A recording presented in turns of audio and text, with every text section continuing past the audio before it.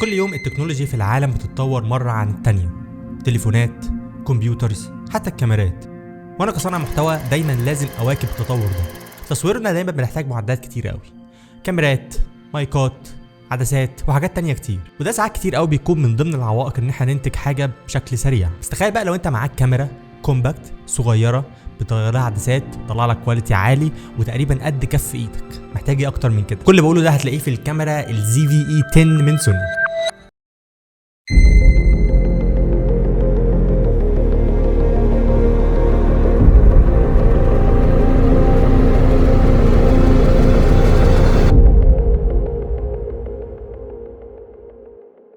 ازيكم؟ لو انت متابع جيد ليا اكيد شفت من فتره صغيره الريفيو بتاعي عن الكاميرا السوني ZV-1، وهي كاميرا كانت كومباكت صغيره بتقدم لي كواليتي حلو وتنفع جدا للمبتدئين وصناع المحتوى، ولكن كان فيها عائق بسيط جدا ان هي كانت بعدسه فيكسد، عدسه راكبه في الكاميرا ما تقدرش تغيرها. ولحسن الحظ سوني برضو بعتوا لي كاميرا من اللاين بتاع الزد او الZV، وهي ZV-E10، وتعتبر ابديت كويس باختلافات بسيطه من ZV-1 ZV-E10. انا بقالي فتره بجرب الكاميرا دي، وهي كاميرا نازله بتستهدف المصورين المبتدئين وصناع المحتوى اللي بيهتموا بكواليتي حلوه جدا للفيديو وعايزين كاميرا صغيره تخدمهم. كاميرا مش جديده، من انتاج 2021 تقريبا، ولكن هي لغايه دلوقتي بتقدم كواليتي محترم جدا لاي حد عايز يبدا صناعه المحتوى او عايز يخش في مجال الفيديو او الفوتو، ويكون معاه كاميرا تكون بسيطه كده ما فيهاش هيدك كتير وشغل كتير زي الكاميرات البرو. اكتر حاجه مميزه في الكاميرا دي عن الشبيهه ليها اللي هي ZV-1 ان الكاميرا دي بتقدر تغير لها اللينسز بتاعتها، فبالتالي ايا كان مجال تصويرك تقدر تحط اللينسز المناسبه للمجال ده، فمش هيقابلك عائق قوي في الموضوع ده. والتعامل مع الكاميرا دي هيكون بسيط جدا، اللي هي نازله تستهدف المبتدئين، فمش هتلاقي عوائق قوي في استخدامك الزراير او المنيو او الكلام ده. طيب تعالوا نتكلم بقى شويه عن السبيكس بتاعت الكاميرا. الكاميرا بتيجي ب 24 ميجا بكسل APS-C سيموس سنسور، يعني من الاخر الكاميرا دي كروب فريم. والكيت لينس اللي بتيجي مع الكاميرا دي هي 1650 f3.5.6. هم اعتقد اختاروا فكره ان العدسه تكون 16 مللي عشان الناس اللي مهتمه بصناعه المحتوى او الفلوجات تكون الزاويه بتاعت الفلوج بتاعهم مناسب، يعني عدسه زوم ظريفه جدا هتكون مناسبه لمعظم مجالات التصوير. الكاميرا كمان فيها دايل صغيره هنا علشان تقدر تعمل زوم ان وزوم اوت باستخدام الدايل ده، وكمان فيها زرار الشطر بتدوس عليه في وسط الدايل، تدوس عليه يبدا الكاميرا تصور. برده من الحاجات الجميله جدا ان الكاميرا خفيفه، يعني صغيره ووزنها خفيف حوالي 350 جرام، فبالتالي مش هيقابلك اي عائق ان انت تبقى محمل في ايدك حاجه تقيله او تتعب من شيل الكاميرا بتاعتك. الكاميرا كمان بتيجي ب3 مايكات من فوق علشان تسجل صوت بشكل كويس جدا، ولكن ما يمنعش ان انت طبعا لازم تحط اكسترنال مايك، يعني المايك ده شيء مهم جدا في الفيديوهات والفلوجات. والشو بتاع الكاميرا فوق علشان تقدر تحط فيه المايك اللي انت عايزه اهو هنا، وكمان عاملين مدخل المايك لوحده هنا بعيد عن الوصلات بتاعه الكاميرا، مش عارف اذا كان ظاهر ولا لا، هنا اهو بعيدا عن الوصلات او الجنب الثاني اللي فيه الوصلات اللي فيها USB Type-C والUSB العادي اللي هو HDMI، مكان المايك لوحده علشان لو مش هستخدم الحاجات التانية يفضل الباب بتاعها مقفول. زرار الاون واوف موجود فوق الكاميرا، وفي زرار تحتيه اللي بتقدر تتنقل من خلاله من وضع الفوتو او وضع الفيديو او وضع السلو موشن. الكاميرا كمان فيها فليب اوت سكرين، ودي من اهم الحاجات اللي بيدور عليها اي صانع محتوى او فلوجر، بحيث وهو بيصور يبقى شايف نفسه وشايف الكادر اللي هو بيصور بيه،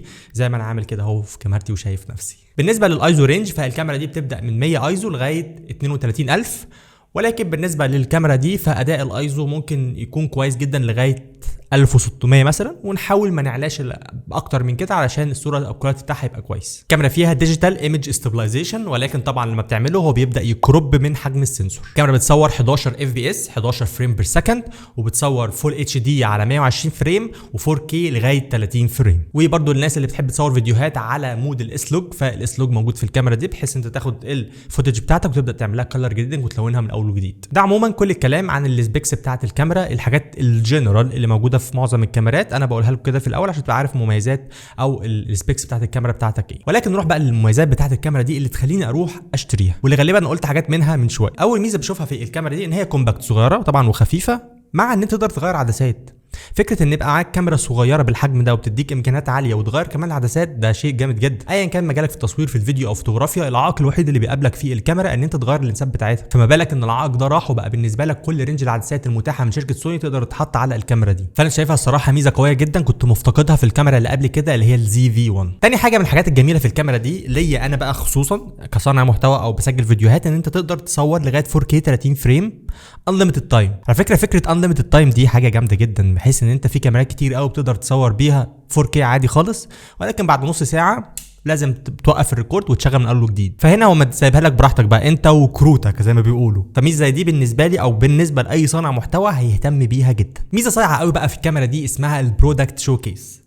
لو انت شخص من صناع المحتوى وبتقدم محتوى عن البرودكت او المنتجات، يعني بتعرض منتجات على الكاميرا الناس تشوفها، فالفيتشرز دي خطيره. اول ما تفعل الفيتشر دي في الكاميرا، اول ما بتطلع اي منتج قدام اللينس بتاعت الكاميرا الفوكس بيروح على المنتج، واول ما تنزل ايدك الفوكس بيرجع تاني لوشك. الموضوع ده بيحسب بشكل سريع واكيوريت وسموث جدا جدا جدا. كلنا عارفين اي كاميرا احنا بنستخدمها لازم لما بنطلع المنتج نخبي الفوكس بتاع وشنا عشان الفوكس يروح مثلا على ايدينا او على المنتج او الكلام ده كله. بعد كده بنشيل اهو الفوكس رجع على عيني. ولكن باستخدام الكاميرا دي وتفعيل البرودكت شوكيس الموضوع خطير خطير جدا يعني. فلو انت بتقدم محتوى لمنتجات فالفيتشر دي جهنميه. فيتشر ثانيه كمان اسمها السوفت سكين افكت، وهي عباره عن فلتر زي الانستجرام كده او السناب شات بيتحط على الوش، تقدر من خلاله تعمل سموث للسكين. وفي كمان درجات لو وميديوم وهاي بحيث تشوف درجه السموثنس اللي انت عايزها في وشك وتفعل الموضوع ده وبيطلع شكله شيك جدا. ولكن طبعا يفضل ما تروحش للهاي لان هو بيمسح خالص تفاصيل الوش. انت ممكن في الميديوم او في اللو يكون مناسب لبشرتك. طبعا انا بتكلم بنات اكتر. فيتشر كمان جامده جدا اسمها الدي فوكس او الباك جراوند بلور، وهي مهمتها ان انت لو بتصور وفي ناس وراك او دوشه او حاجات كده في الباك جراوند مش عايز تبان، مجرد ما تفعل الفيتشر اللي اسمها دي فوكس هو بيحاول يعمل لك بلور قوي جدا في الباك جراوند بحيث يبقى الفوكس عليك اكتر والباك جراوند معمول لها بلوري سموز وشكله شيك. فبالتالي التركيز هيبقى عليك والباك جراوند معمول لها بلوري او نغبشه. فناس كتير قوي بتحب الايفكت ده وهي بتصور بالكاميرا. لو انت بقى ستريمر او بتدي محاضرات اونلاين فالكاميرا دي هتنفعك بشكل جامد جدا. مجرد ما تحط اليو اس بي بتاعها في الكمبيوتر وتفتح مثلا برنامج زي OBS اللي احنا بنعمل عليه ستريم او بندي عليه محاضرات، على طول الكاميرا بتتعرف في ثانيه انها ويب كام، تقدر تستخدمها از ويب كام على الستريم وبتطلع لك كواليتي رهيب تقريبا اكتر من 720 او 720 او حاجه زي كده. انا جربت الموضوع ده، انا فعلا جربته الخطير يعني. فعلا الكواليتي بتاع الكاميرا رهيب جدا. انت بس اديها او غذيها شويه اضاءه وهتلاقي تطلع لك نتائج رهيب. طيب في الاخر الكاميرا دي موجهه لمين؟ موجهه للمصورين الفيديو او الفوتوغرافيا المبتدئين. انت بتصور فيديو او فوتوغرافيا ومبتدئ وعايز كاميرا كده تمشي نفسك بيها، تقدر تشتري الكاميرا دي. موجهه لمين تاني؟ انا شايف اكتر حد ممكن يستفاد من الكاميرا دي هم صناع المحتوى والفلوجرز. عايز اقول لك ان كلمه زد في هو اختصار اصلا لكلمه ذا فلوج. فاي حد فلوجر او صانع محتوى كونتنت كرييتور هو هيستخدم الكاميرا دي وهيحبها جدا. انا بالنسبه لي الحاجات التوب قوي اللي في الكاميرا دي اللي شايفها ليا مناسبه فكره ال 4K 30 فريم انليمتد تايم ومن غير كروب كمان. يعني مش بيعمل كروب لما بتصور 4K ويرجع للسنسور كله لما مصور فول اتش دي، لا هو من غير كروب بالعدسه اللي انت بتستخدم بيها في الكاميرا. فكره الفيتشر اللي هي برودكت شوكيس دي جباره واكيوريت وسموز، حلوه يعني. وزي ما قلت لك برضه في اول ريفيو ما تنساش ان الكاميرا دي بتصور بالاس لوج، فبالنسبه لك هتقدر تطلع كلر جريدنج او الوان بروفيشنال جدا جدا من الكاميرا دي. فيعني الكاميرا فيها مميزات وفيتشرز جميله جدا. بس كده اتمنى تكون عجبك واستفدت بالفيديو، وشكرا سوني على هذه الكاميرا. وان شاء الله دايما تكون في مراجعات كتير قوي لكاميرات سوني عندنا في القناه. اتمنى يكون عجبك الفيديو، ولو عجبك الفيديو ما تنساش لايك الجامد، اعمل سبسكرايب للقناه لو انت مش عامل، سيب لي رايك في الكومنتات. اشوفك الفيديو الجاي. سلام.